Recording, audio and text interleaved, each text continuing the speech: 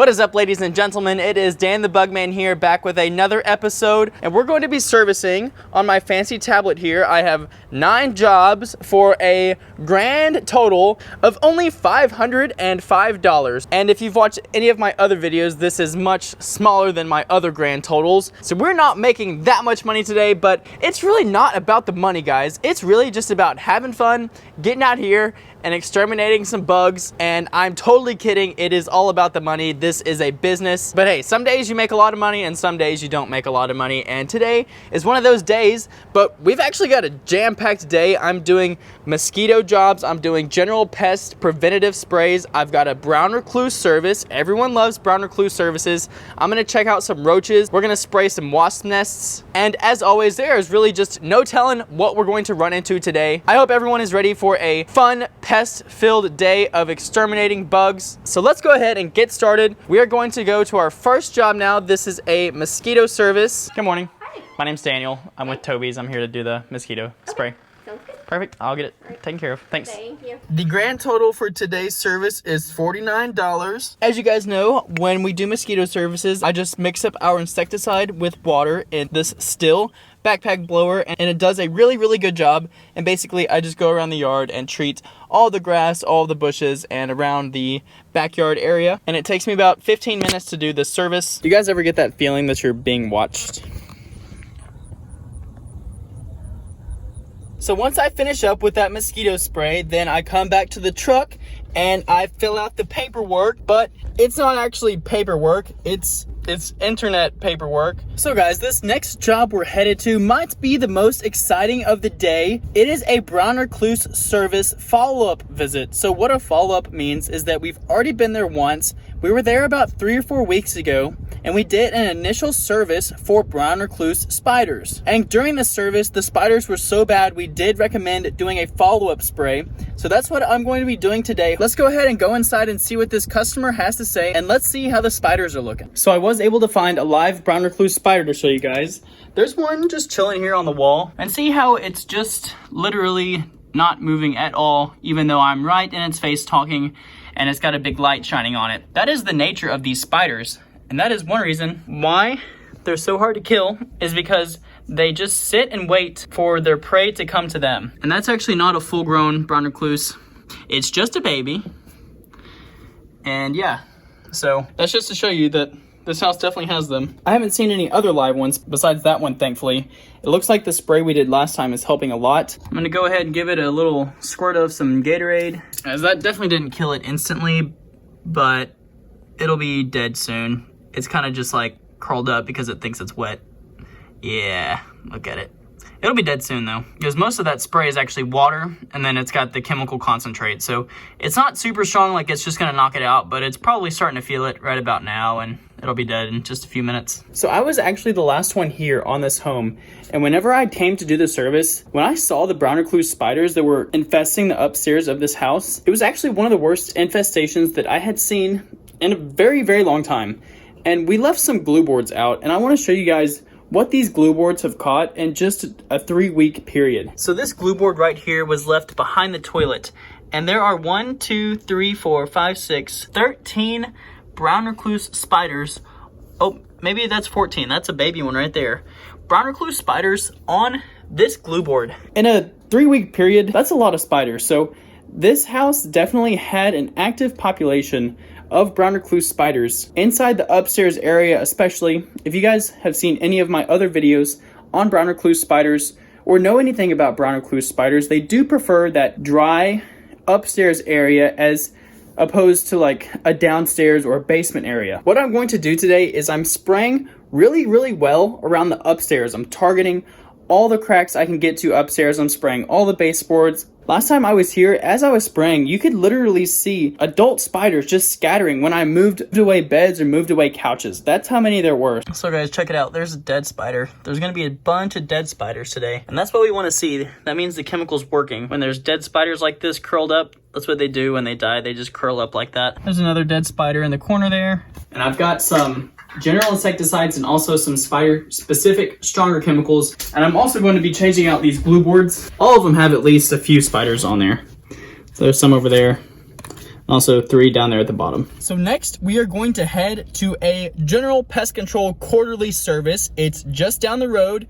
And the price of this service is $80, and it should take me about 30 minutes. All right, so I just did a quick spray around the inside perimeter. They weren't having any major issues, just been seeing a couple of spiders. So next, I'm going to apply some of these granular insecticides and also spray around the outside perimeter. And then I'm gonna go inside and talk to the customer and refill some of these rodent stations because they were having problems with mice in their garage during the last time we were here. And now we are headed to our next job, which is also a mosquito service. Well guys, no one is here for this mosquito spray. There's just some puppy dogs inside barking at me. It's just rinse and repeat again, guys, for mosquito sprays. They're a little repetitive. This backpack sprayer can fill about 3.5 gallons of water. So I'll try to mix about 3.5 fluid ounces of this towel star to put inside of it. Same as last time, just pour the concentrate in there.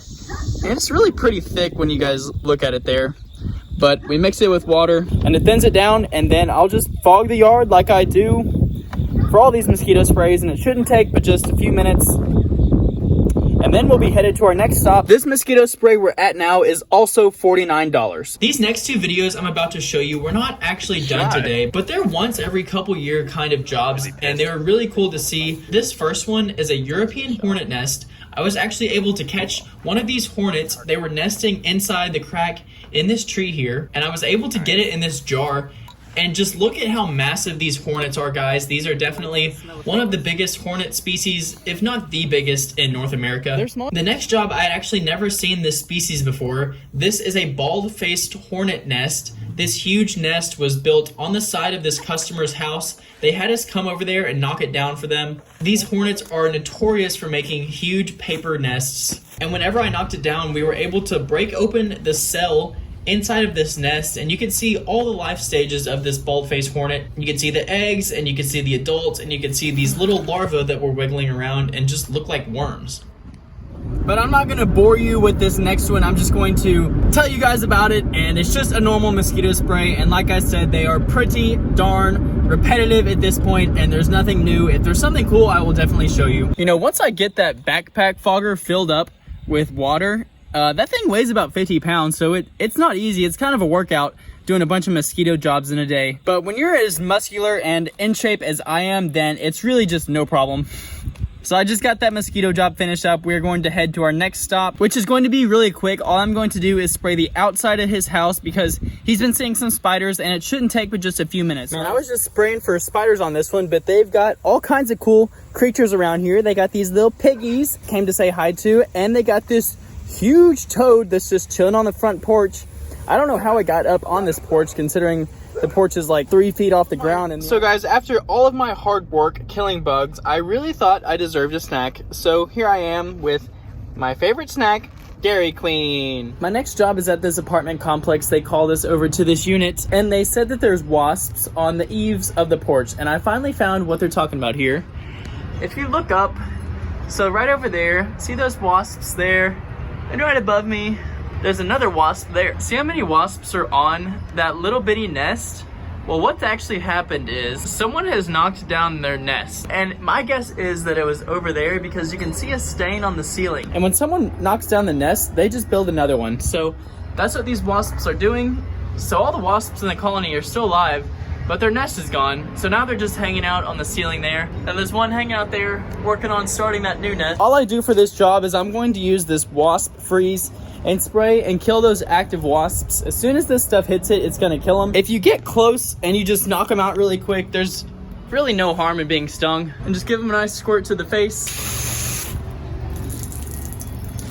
And that knocks them out pretty quick. I think I missed one of them, but I got 90% of them. And they call this stuff Wasp Freeze for a reason, because, you know, that was literally seconds ago and looks like they're just frozen, but they're just dead. All right, guys, my very last stop of the day is a mice service at this apartment complex. And they said they've been seeing mice droppings under the kitchen sink, which is a pretty common area to see them. It's a pretty simple treatment for this. All we have to do is tell the customer to make sure all the food is put away and, you know, no food laying out for the mice to get to.